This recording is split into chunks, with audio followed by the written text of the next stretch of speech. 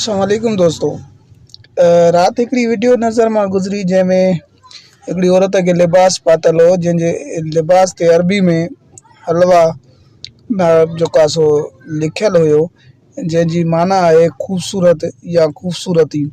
उहो लिबास त जेको आहे सो पातो, उन खां पोइ पंजाब जे माण्हुनि ऐं मौलवियुनि ने फतवा ॾिनी त क़ुर जूं आयतूं पढ़ी करे जेको आहे सो घुमे थी पई पाए करे कपिड़नि जो लिबास, हिनखे जेको आहे सो क़तल कयो वञे। हे त शुक्र आहे पुलिस पहुची पई ऐं कुझु सुलझियल माण्हू हुआ हुते, उन्हनि जी जान छॾाए वरिती, न त उन औरत खे क़तल कयो वञे हा।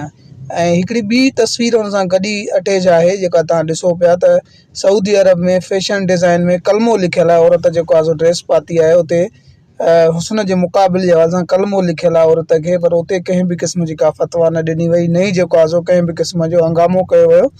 ऐं माण्हू इस्लाम ते जेको आहे सो आहिनि त ठीकु आहे, पर इस्लाम ते अमल कनि कोन था, न क़ुर पढ़नि था, न निमाज़ पढ़नि था, पर का बि शइ थोरी घणी ॾिसनि था त उनजी जांच जूच करण खां अलावा ई फतवा जारी करे छॾनि था। त फतवा जारी न कयो, पहिरियों त पंहिंजे इल्म में इज़ाफ़ो कयो, इस्लाम खे सम्झो, सम्झण सां गॾोगॾु निमाज़ क़ुर बि पढ़ो, सिर्फ़ु ऐं सिर्फ़ु इंसाननि खे तकलीफ़ न पहुचायो ऐं माण्हू मारण जे पुठियां न घुमो।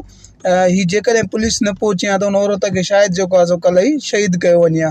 सो उन जे हवाले सां इहो आहे त सभ खां पहिरियों का बि शइ करण खां पहिरियों थोरो सोचो, सोचण खां पोइ पहिरियों जेको आहे सो तव्हां उन ते केतिरो अमल कयो था, पंहिंजे अंदर में जाती पाए ॾिसो, उन खां पोइ तव्हां एक्शन कयो।